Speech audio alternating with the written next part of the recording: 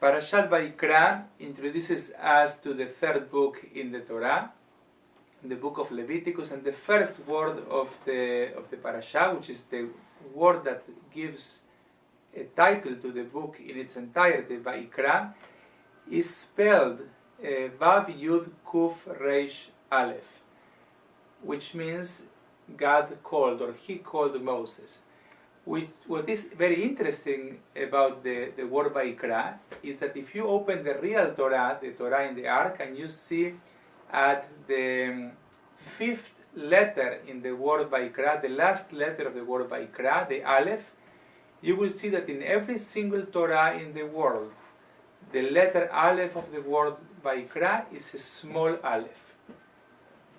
Very rarely in the Torah you see that some letters are smaller than others, or bigger than others. And this is one of the few instances in which a letter has a different size. The letter Aleph is a small Aleph. And of course the rabbis didn't say, oh, someone made a mistake and made the Aleph smaller. They try to interpret what is this Aleph doing here, half the size than the previous letters.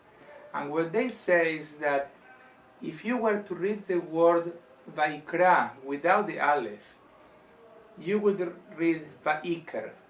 That means it happens by coincidence that God called Moses to the tent of meeting. And of course, who wrote this Torah? God dictated the Torah to Moses, and Moses wrote the Torah according to Jewish tradition. And the rabbis explained that he wanted to write without the Aleph. He heard Vayikra. He heard God saying, He called to Moses, and Hashem spoke to him from the tent of meeting.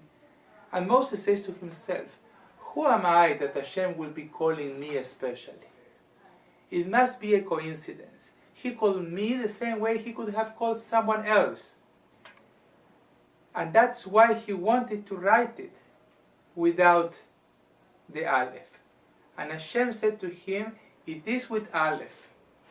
And you diminish yourself by being humble and by thinking that was not for you, at you that I was calling. And therefore you are going to put the letter Aleph, a small Aleph, to teach not only the children of Israel that are going to be learning Torah from you, but the children of Israel that are going to learn Torah for generations to come. That when you diminish yourself saying, I was not worthy of Hashem calling me in a particular manner. Who am I that Hashem will elevate me? When you are in that position, when you make yourself into a small Aleph, then Hashem says, I was calling you. Were you talking to me? Yes, I was talking to you. And you go and you put the letter Aleph, Moshe. In other words, if we want to be called to the tent of meeting, if we want to be in this meeting with Hashem, if we want the encounter, if we want to come to the place in which Hashem touches our lives, what we need to do is to leave room for Hashem in our lives. If we are full of ourselves, then Hashem won't have room there for any encounter, for any meeting. If we can diminish our ego a little, to the extent that to say, maybe I'm not so special. I am special, but maybe it's not the entire world about me, me, me. Then Hashem says, I like this guy. Let me meet him or her halfway. He puts the letter Aleph, a small Aleph. I, Hashem, so to speak, I am the big Aleph, Alufo Shel Olam. And I am going to meet you there. When we leave room for Hashem, as Moshe did, then Hashem is invited in our lives. So here is an invitation for myself to begin and to all of us to try to make some room in our lives for Hashem to enter. The Kotzker Rebbe asked his students, where is Hashem? And everybody raised their hands and says, me, Rebbe, me. So the Kotzker Rebbe says, okay, you, where is Hashem? It's written, Melo kol haaretz kevodo, the entire world is filled with His glory. Hashem is everywhere. The Kotzker Rebbe says, no.